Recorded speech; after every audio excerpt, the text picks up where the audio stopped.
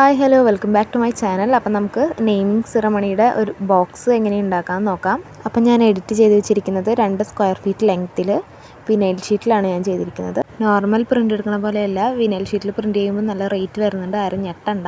അപ്പം ഞാനിത് നല്ല ക്ലീനായിട്ട് ഒട്ടിച്ചെടുത്തിട്ടുണ്ട്.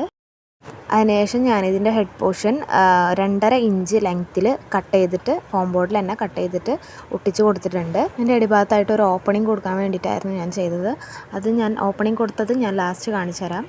ഇത് കഴിഞ്ഞപ്പോൾ ഞാൻ ഒരു ട്രാൻസ്പെറൻറ്റ് ഷീറ്റ് വെച്ചിട്ട് ഇതൊന്ന് കവർ ചെയ്തിട്ടുണ്ട്. നല്ല ക്ലീനായിട്ടാണ് കവർ ചെയ്തിരിക്കുന്നത്. ട്രാൻസ്പെറൻറ്റ് ഷീറ്റ് വാങ്ങുമ്പോൾ ഒന്ന് ശ്രദ്ധിക്കുക, നല്ല ക്വാളിറ്റി ഉള്ള ഷീറ്റ് എടുക്കാൻ ശ്രമിക്കുക. കാരണം എന്താണെന്ന് വെച്ച് കഴിഞ്ഞാൽ ഇത് നമ്മൾ സ്റ്റിക്ക് ചെയ്യണ നേരത്ത് കീറിപ്പോകാനുള്ള ചാൻസ് ഉണ്ട്.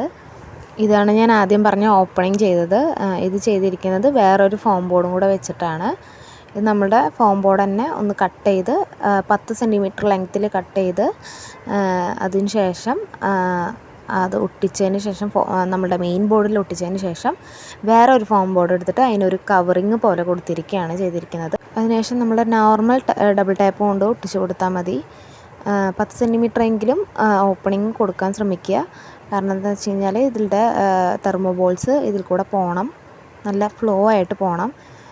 അത് കഴിഞ്ഞപ്പോൾ ഞാൻ തെർമോബോൾസ് അതിൻ്റെ ഉള്ളിൽ നിറക്കുകയാണ്. ഇതിൽ അത്യാവശ്യം ക്വാണ്ടിറ്റി നമ്മൾ തെർമോബോൾസ് നിറച്ചിട്ടുണ്ട്. ഈ 2 സ്ക്വയർ ഫീറ്റ് അതിൽ ചെയ്യുമ്പോൾ നമുക്ക് അത്യാവശ്യം തെർമോബോൾസ് വേണ്ടി വരും. കാരണം നമ്മുടെ ട്രാൻസ്പെറൻറ്റ് ഷീറ്റ് ഒന്ന് ഫ്ലഫ് ചെയ്ത് നിൽക്കും. അപ്പോൾ അതിൽക്കും കൂടെ നിറയാൻ വേണ്ടിയിട്ട് നമുക്ക് ആവശ്യമായിട്ടുണ്ട്. ഞാൻ യൂട്യൂബിൽ സെർച്ച് ചെയ്തപ്പോൾ നെയിം ബോർഡിൻ്റെ വീഡിയോസ് വളരെ കുറവാണ്. അതുകൊണ്ട് ആർക്കെങ്കിലും ഉപകാരപ്പെട്ടോട്ടെ എന്ന് വെച്ച് ചെയ്തതാണ്.